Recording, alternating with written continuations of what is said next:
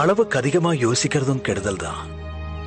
கவலைய சேர்க்கிறவனுடைய உடம்பு என்னைக்கா இருந்தாலும் வீணா போகும்.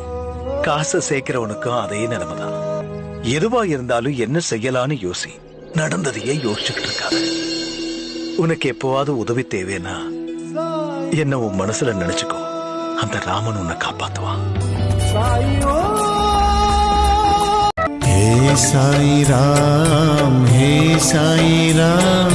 हरे हरे कृष्णा राधे राधे श्याम। हे साई राम हरे ओम साई नमो नमः। श्री साई नमो नमः। जय जय साई नमो नमः। सद्गुरु साई नमो नमः। நீ சத்தியத்தை கடைபிடிச்சிருக்க.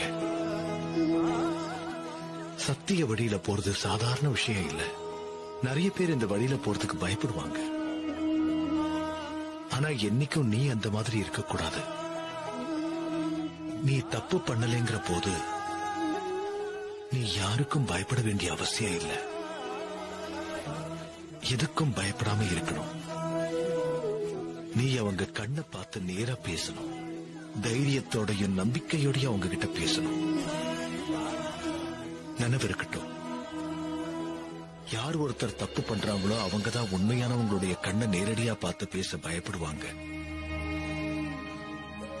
அவங்களால நேரடியா பேச முடியாது.